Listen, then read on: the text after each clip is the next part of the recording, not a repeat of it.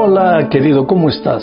Ya estamos en los primeros días de un nuevo año lleno de desafíos. Lección número 2 para el 9 de enero del año 2021. El título de la lección para esta semana es Crisis de liderazgo. Sabes, cuando hay crisis entre los que dirigen, pues ¿qué se puede esperar del pueblo? El pueblo sufre. Vamos a ver cuál era la crisis de liderazgo en los días de Isaías. Para eso, comencemos a leer el primer texto. Isaías capítulo 6, versículo 1. En esta semana el libro de texto será el capítulo 6 del libro de Isaías. Isaías 6:1 dice así: En el año que murió el rey Uzías, yo vi al Señor sentado sobre un trono alto y sublime, y sus faldas llenaban el templo. Interesante, en el año que murió el rey Uzías. Si tú lees Segunda de Crónicas, capítulo 26, y el segundo libro de los Reyes, capítulo 15, versículos 1 al 7, ahí tú verás el periodo del reinado del rey Uzías, y llamado también, especialmente en el libro de Reyes, como Azarías. Es el mismo, Uzías o Azarías. Tú sabes que el rey Uzías gobernó por más de 4 décadas al pueblo de Israel, y fue un hombre bueno, un rey bueno. Realizó grandes conquistas, grandes edificaciones, fue un hombre justo con su pueblo, un hombre bueno. Erradicó muchos ídolos, a dioses paganos.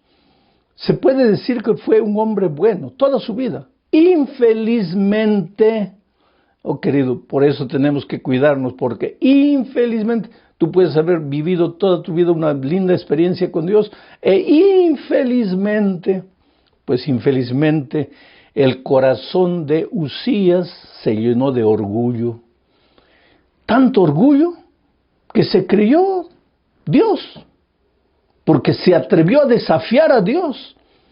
Y una cosa tan tonta, tan insignificante, se atrevió a entrar al santuario y ofrecer incienso a Dios.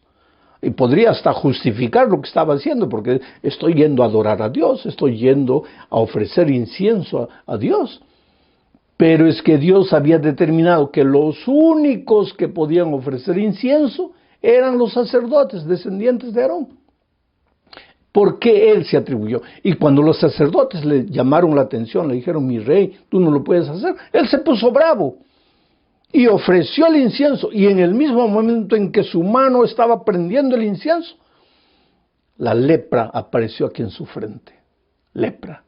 Y el pobre rey Uzías quedó leproso en una casa en las afueras de la ciudad, hasta que murió. Y murió justamente el año que Dios estaba llamando a Isaías para comenzar su ministerio. Por eso dice el texto: en el año que murió el rey Uzías, yo vi al Señor sentado sobre un alto y sublime trono, y sus faldas llenaban el templo. ¿Qué quiere decir esto?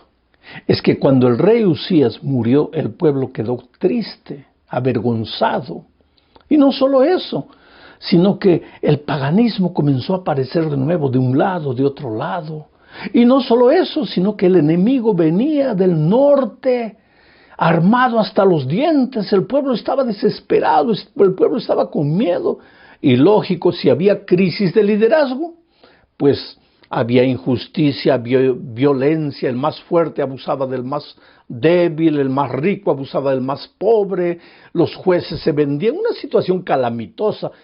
Porque cuando hay crisis de liderazgo, pues la crisis se refleja en el pueblo. Quien más sufre es el pueblo. Todo parecía fuera de control. Seguramente que los propios judíos ahí, israelitas, se preguntaban y lloraban: ¿dónde está Dios? Nos abandonó. Está todo un desbarajuste, está todo de cabeza para abajo. Pero mira lo que dice Isaías: en ese año, el año que el rey Uzías murió, el año que el pueblo estaba desesperado, Yo, dice Isaías, vi al Señor sentado en su trono. Y no era cualquier trono, era un alto y sublime trono. Y Dios estaba sentado ahí. Quiere decir, querido, primera lección de hoy. Cuando todo parece perdido en esta tierra, cuando todo parece fuera de control en este mundo, Dios continúa en el control de las naciones, en el control de los pueblos, en el control de la vida. A veces tú, como ser humano, puedes pensar que Dios ha perdido el control. No, querido. El asunto es que Dios gobierna este mundo de dos maneras. O inspirando, cuando los hombres tienen la buena voluntad de obedecer la voluntad de Dios, o permitiendo, cuando los hombres tercos y rebeldes hacen lo que ellos quieren, y tú puedes decir, bueno, hacen lo que ellos quieren porque Dios no les puede hacer nada, Dios no puede intervenir. ¿Cómo que Dios no les puede hacer nada? ¿Cómo que Dios no puede intervenir? Dios es Dios. Ellos hacen lo que quieren porque Dios les permite, pero quien está en el control de la historia, de la vida, del mundo, es Dios, o inspirando o permitiendo. Y en el año que el rey Usías murió, cuando en la tierra todo pareció oscuro, Isaías vio a Dios. Y ese es un comienzo extraordinario. Porque te digo una cosa, si tú quieres ser un hombre al servicio de Dios, si tú quieres ser una persona que haga feliz a su familia, una persona útil en la sociedad y una persona útil a Dios y a la iglesia, primera cosa, tienes que, como Isaías, que ver a Dios. Tienes que ver a Dios. Tienes que contemplar a Dios. Tienes que saber quién es Dios. Y la única manera de saber es a través del estudio de su palabra. Tienes que buscar a Dios, entender que Él es amor, que Él es misericordia, que Él es santidad, que Él es todopoderoso. Por eso, Isaías iba a ser llamado por Dios, iba a recibir una misión tremenda, pero ese año él vio a Dios, contempló a Dios y lo vio sentado en su trono. ¿Y qué más? Ahora viene la segunda parte. Mira el texto, Isaías capítulo 6, versículos 1 al 4 dice: En el año que murió el rey Usías, yo vi al Señor sentado sobre un trono alto y sublime, y sus faldas llenaban todo el templo. Por encima de él, del Señor, había serafines. Cada uno tenía 6 alas. Con 2 alas cubrían sus rostros, con 2 cubrían sus pies y con 2 volaban. Y el uno al otro daba voces diciendo: Santo, Santo, Santo, Jehová, Dios de los ejércitos, toda la tierra está llena de su gloria. Y los quiciales de las puertas se estremecieron con la voz del que clamaba, y la casa se llenó de humo. Mira, en el año en que el rey Usías murió, Isaías vio a Dios sentado en su trono y escuchó la voz de los serafines o querubines, como quieras llamarles, que decían: Santo, Santo, Santo, refiriéndose a Dios, se dirigieron a Dios. Santo, Santo, Santo. Algunos encuentran aquí base para el concepto que nosotros tenemos de Dios. Un solo Dios, 3 personas diferentes. Por eso Isaías dice: Santo, Santo, Santo. Santo el Padre, Santo el Hijo, Santo el Espíritu Santo. Pero otros creen que aquí se está enfatizando la santidad de Dios. Porque ¿qué pasa? Cuando tú ves a Dios, cuando tú contemplas a Dios, naturalmente tú te contemplas a ti mismo. Entiendes tu indignidad. Delante del espejo que es Dios, tú ves la deformidad de tu carácter, la multitud de tus pecados, y lógicamente te desesperas, porque ¿quién eres tú para estar en presencia del Santo, Santo, Santo? Este cuadro a mí me impresiona. Los serafines o querubines tenían 6 alas. Con 2 cubrían el rostro, con 2 alas cubrían los pies y con 2 alas volaban. Quiere decir, mientras el rey Usías, con el corazón lleno de orgullo, se había atrevido a desafiar a Dios, los serafines, los querubines, no se sentían dignos de mirar a Dios. No se sentían dignos de desafiar a Dios. Se acercaban a Él con humildad para servirle. Volaban al servicio de Dios. Oh querido, si tú quieres ser útil a Dios, primera cosa, contempla a Dios y aprende que tú no vales nada, que tú eres un pobre ser humano cargado de pecado, de miseria. Sé humilde. Humildad es el reconocimiento de que tú no puedes, mientras que orgullo es la seguridad que tú tienes de que tú puedes. Usías el rey fue orgulloso, los serafines fueron humildes, se acercaron a Dios y reconocieron su santidad. Santo, santo, santo. Ahora, ¿qué pasó con Isaías? Tenemos que leer para esto los versículos 5 y 7. Recuérdate que estamos en el capítulo 6. Entonces dije, está relatando Isaías, entonces dije, ay de mí que soy muerto, porque siendo hombre inmundo de labios y habitando en medio de pueblo que tiene labios inmundos, han visto mis ojos al Rey Jehová de los ejércitos. Se desesperó porque contempló su pecaminosidad. Y no solo su pecaminosidad, sino la pecaminosidad del pueblo. Estoy en medio de un pueblo pecador. ¡Ay de mí! Mis ojos pecadores han visto la santidad de Dios. Merezco morir. El concepto de pecado de Isaías era claro, porque la paga del pecado es la muerte. Y si Isaías se sentía un ser humano pecaminoso, pues merecía morir. Había estado ahora en la presencia de Dios, vio la gloria de Dios y se sintió morir. La gloria de Dios es el carácter de Dios. El carácter de Dios. La gloria de Dios es su carácter puro, manso, humilde. Y cuando tú ves la gloria de Dios, el carácter de Dios, tú entiendes la pobre miseria de tu carácter. Irritadizo, peleador, orgulloso, codicioso, ambicioso. Todo eso fue Usías y murió leproso.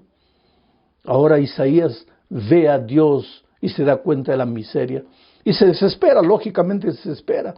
Por eso Juan habla de la venida del Espíritu Santo y dice, cuando Él, el Espíritu Santo, viniere, convencerá al mundo primero de pecado, después de justicia y después de juicio. Primero de pecado. ¿Ah? Y eso es lo que hizo el Espíritu Santo en el corazón de Isaías. Lo convenció de su pecado. ¡Ay de mí que soy un hombre pecador! Mis labios son inmundos. Pero entonces, ¿qué sucede? Mira lo que sucede, el versículo 6, leo. Y voló hacia mí uno de los serafines, teniendo en su mano un carbón encendido tomado del altar con unas tenazas. Y tocando con él sobre mi boca, dijo, he aquí que esto tocó tus labios y es quitado tu culpa y limpio tu pecado. Esto es interesante, querido. En el altar, ¿qué sucedía en el altar? Existía el altar del sacrificio en el santuario de Israel, el altar del sacrificio y el altar del incienso, donde estaba el incensario. Pero el altar en general era símbolo del lugar donde se sacrificaba el cordero. El altar es símbolo de la gracia, es símbolo del sacrificio de Cristo. Por eso yo te digo, no hay salvación sin altar, no hay salvación sin gracia, no hay salvación sin Cristo.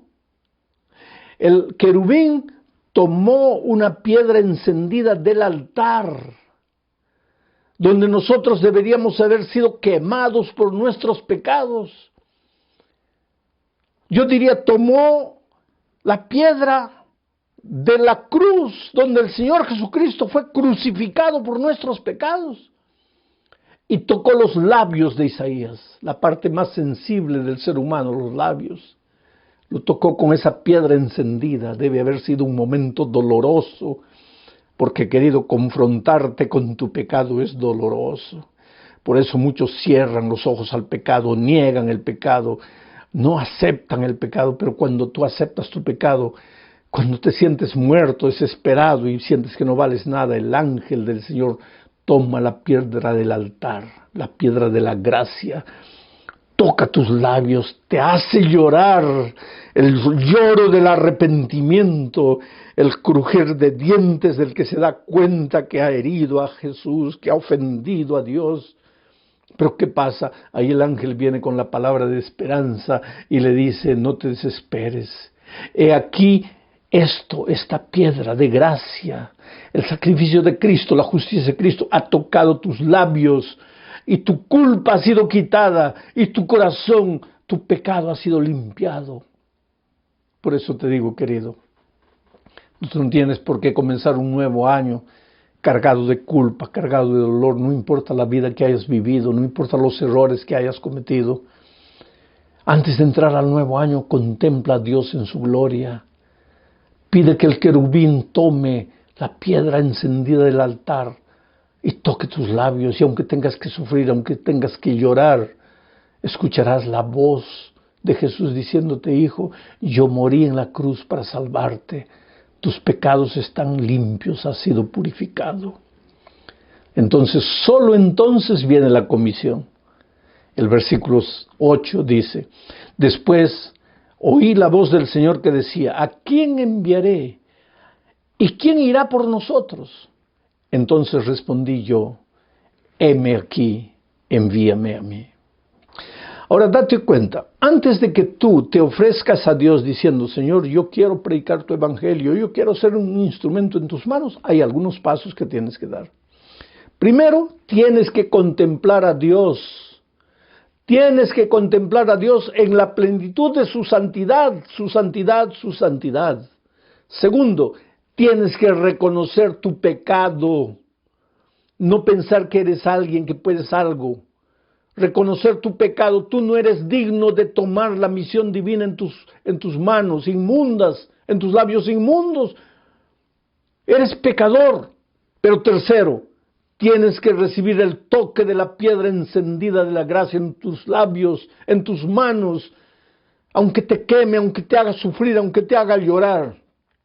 Tienes que recibir la palabra de Dios que te dice, hijo, estás perdonado. Y ahora sí. Escuchas la voz de Dios que te dice, ¿a quién enviaré?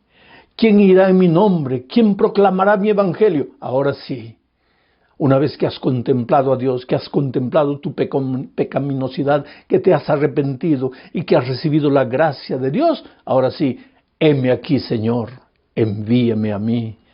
Y puedes tener la seguridad de que Dios te usará poderosamente para la predicación del evangelio. Llegamos al fin de este estudio hablando de la misión. La misión que Dios le da a Isaías es interesante. Está en los versículos 9 al 13, es largo, no voy a leer todo. Pero le dijo, anda, di a este pueblo, oíd bien y no entendáis, ved por cierto, mas no comprendáis. Y si sigues leyendo el texto, te vas a dar cuenta que es como si Dios le dijera a Isaías, ve, pero yo no quiero que se salven. Ve, no van a entender, no van a comprender, no van a aceptar, pero tú ve. Ahora esto no combina con lo que Pedro dice. El Señor no retarda su venida como algunos piensan que está retardando, sino que es misericordioso, no queriendo que ninguno se pierda, sino que todos se salven. Ahora, si Dios no quiere que nadie se pierda, ¿cómo es que le dice a Isaías, ve, predícales, pero diles, no van a entender, no van a aceptar? Es que Dios no los está condenando, Dios está describiendo la actitud. Lo que Dios le está diciendo a Isaías es, Isaías, y te está diciendo a ti también, ve, habla del evangelio, habla de mi amor, habla de mi gracia que te transformó a ti y que puede transformarles a ellos. Háblales del poder del evangelio, pero no tengas la seguridad de que todos van a aceptar, no. Habrá gente que va a endurecer su corazón, habrá gente que va a decir no, habrá gente que te va a maltratar, habrá gente que te va a contradecir, pero ese no es motivo para que tú no te levantes y vayas y prediques el evangelio. Porque si me has contemplado, has visto mi gloria, Has entendido lo pecaminoso que tú eres. Has acudido a mí. Has recibido mi gracia perdonadora y transformadora. Y has respondido al desafío de ir y predicar el Evangelio. Hazlo. Pero no pienses que todos te van a aceptar. Pero tú cumple con tu misión. Predica, predica y predica. Oh, mi querido, que Dios te bendiga en los primeros días de este nuevo año. Que Dios prospere tus caminos. Que Dios haga maravillas en tu vida. Tú eres precioso para Dios. Nunca olvides de eso. Un abrazo. Felicidades.